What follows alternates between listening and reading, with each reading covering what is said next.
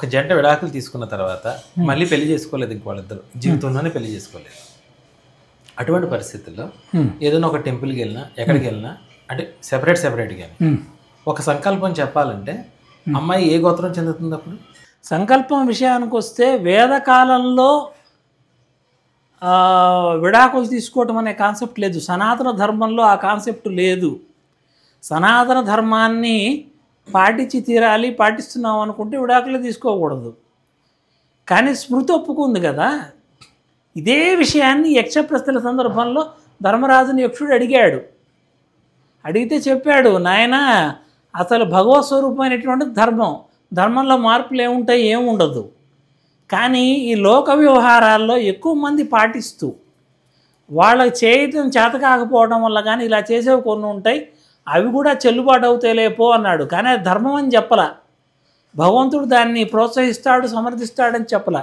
కానీ ఎక్కువ మంది చేస్తున్న దాన్ని ఇంకొకటి చేశాడు అనుకోండి, 100 మంది చేసిన దాన్ని భగవంతుడు క్షమిస్తాడు. అది కరెక్ట్ అని అనడు భగవంతుడు, కానీ క్షమిస్తాడు.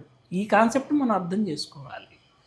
అంతే తప్ప మనం వేదకాలం ప్రకారం మేము పాటిస్తున్నాం, మా సనాతన ధర్మం అనే మాట కట్టుబడి ఉండేటట్లయితే ఒక వ్యక్తి విడాకులే పుచ్చుకుని రాదు. ఒక స్త్రీ కానీ పురుషుడు కానీ వాళ్ళు ఎటువంటి వాళ్ళైనా వాళ్ళతోనే పడి ఉండాలి. మీరు అడిగిన ప్రశ్నలో ఈ దేవాలయానికి ఇలాంటి వాటికి వెళ్ళినప్పుడు వీళ్ళు పూజలు చేయించుకునేటప్పుడు ఆ విడాకులు తీసుకున్న స్త్రీ భర్త తాలూకా గోత్రమే చెప్పాలి, పుట్టింటి వారి గోత్రం చెప్పకూడదు. ఇంకా మీకు అదిరిపోయే మామూలుగా స్టన్నింగ్ కామెడీ, పిచ్చ కామెడీ చెప్పనా మీకు? ఈ విడాకులయ్యి ఒకళ్ళ ఇద్దరు పిల్లలు ఉన్న అమ్మాయికి మళ్ళీ పెళ్లి చేస్తున్నారు. అది ఆమెకి జాతకపరమైన యోగం, వాళ్ళకు నచ్చింది వాళ్ళు చేసుకుంటున్నారు. నా నుంచే విమర్శ, ఇబ్బంది ఏమీ లేదు.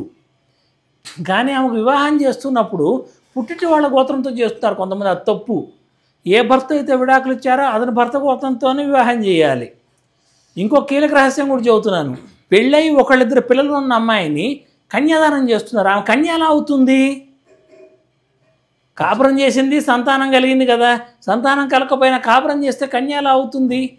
కాబట్టి ఇటువంటి వాళ్ళు మళ్ళీ వివాహం చేసుకోండి. మీ అభిప్రాయాన్ని నేను గౌరవిస్తాను, నేనేం విమర్శించను. కాకపోతే స్త్రీదానం అని చేసుకోండి, మీరు కన్యాదానం అని చేయవాకండి. ఆ పదానికి న్యాయం జరగదు అంటే ఆ పదానికి తీవ్ర ద్రోహం చేయకూడదు కదా. ఇప్పుడు నేను మొగుడు వదిలిపెట్టిన పెళ్ళాన్ని వదిలిపెట్టిన మాటని ఎలాగో ఉల్లంఘించి వదిలిపెట్టి పక్కకు వచ్చారు. ఇంకా ప్రతిదాన్ని ఉల్లంఘిస్తారా?